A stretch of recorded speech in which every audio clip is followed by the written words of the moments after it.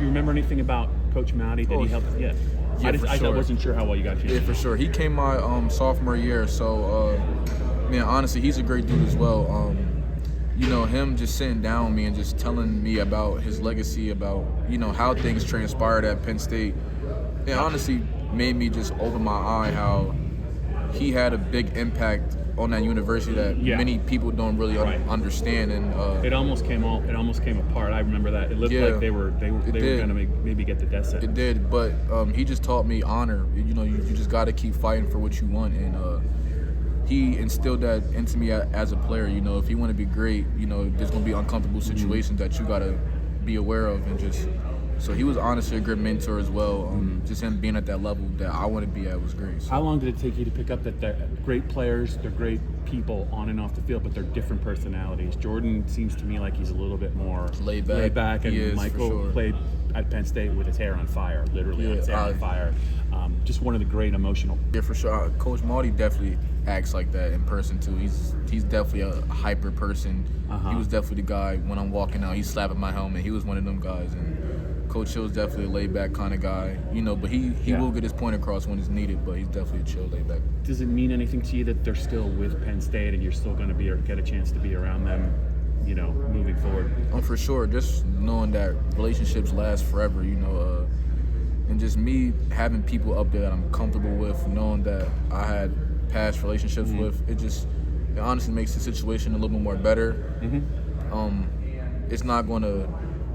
I still got to work hard and do what I have to do to get on the field, but it's definitely great to have someone in your corner where you're going to college at, for sure. Now, I'll ask you an obvious question. What stands out to you most about it? A personality, an athlete like Micah, and also Lance D, who I know you work closely with, trying to get better physically. Yeah, Lance as well. That's one adult that I do trust a lot. Him just taking time just to train me and just get me better at what I'm not. That's definitely a guy that I can talk to about anything. Just him being more than a trainer for the kids in our area. He's a guy that wants to make an impact and leave it here. So Lance is my guy. Honestly. So when you say he's trying, he's working on ways to get you better. I'm assuming it's physically, right? Yeah, mentally as well. Mentally, but so what's kind of been the focus in the short term and maybe just a little bit of long term? Where do you need to get to with help from maybe Lance and even somebody like Micah?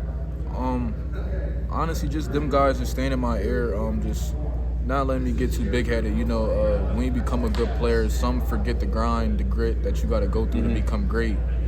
And Lance is never a guy that's going to praise you for having good reps, or it's just more about this is what you should be doing if you want to be the player that you are. And training with Micah, that was a good eye opener for sure, just to see what greatness looks like. Him being from my high school and I'm going to his alma mater, that was a blessing to train with him because he definitely pushed me beyond my limits. I know that I think Evan Wheaton had a story about you kind of at when they retired his jersey, and he was talking a little bit about you. Does he have like a message for you, or how often do you hear from him, or is there one thing that he said to you that really stands out as you continue your growth as a player?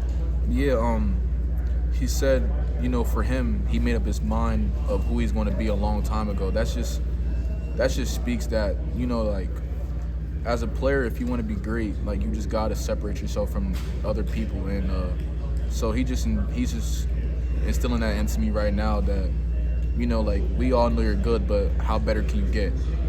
Just that kind of mindset. Just a couple more. So Stan Drayton, I think Coach Sider was the one who really was involved with you in Penn State. I think we've written about it, but can you kind of compare and contrast those two? Is there a big difference? He seems like he is a hard-nosed guy that is going to push you. Yeah. And he doesn't really care how good you are. He only wants to get you to where he thinks you can go. Yeah. Coach Sider, he was definitely a really good coach. Sure. Great recruiter, obviously.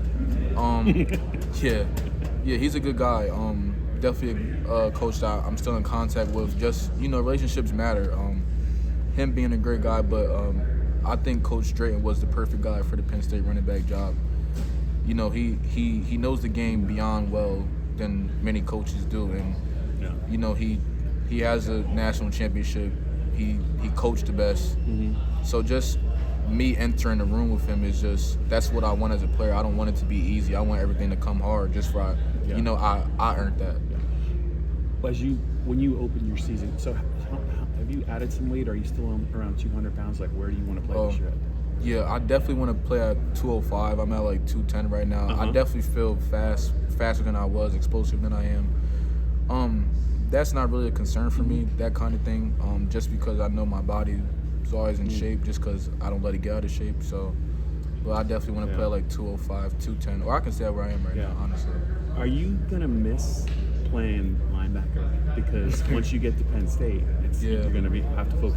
As much as Micah tried to play running back at Penn State in a bunch of different positions, they only let him play linebacker, and then obviously he blossomed, but it's obviously you're an elite linebacker. I think the numbers speak for it. Is there something you like about that position, number one? And how hard is it going to be to just focus on offense where you're getting hit? Well, I know you get to hit people, but they're trying to hit you. Defense came about just me playing it as younger, like as a young kid. I didn't play running back growing up. I was nose guard. Yeah, I was a big chubby kid. That just made me have heart, you know, playing defense. I just like laying the hit rather than taking a hit for sure. But just me being an impactful player wherever you go. At Harrisburg, if you're a dog, he definitely played both sides of the ball. Yeah. So just, you know, me trusting our defensive coordinator, Coach Hard, just to lead me in the right way. He definitely made me interested in playing defense a lot more than I was at Trinity. So I don't know many nose guards that transform into all-state running backs. When did you kind of make the transition from, you said you were like a little bit chubby, when did your body kind of start to change, and when did you kind of find out that maybe nose guard wasn't going to be what you were really good at? Honestly, I wouldn't even say I made the transition. I just believe God did it. God has a plan for everyone, and it took heart, it took time, it took patience. I had to lose 30 pounds to play running back as a youth kid. How did you do that? Laps. It was a lot of running. Just honestly, as a kid, if you just eat the correct way, most of the baby fat goes away. But that was definitely a conversation I had with my dad. It was just like, I know I'm athletic. I just, you know, it was more to football than just being a lineman. I know I wasn't a lineman, so he was like, well, if you want it, you got to change your habits. You got to do this. So I did that, lost 30 pounds, and then I didn't look back. Yeah.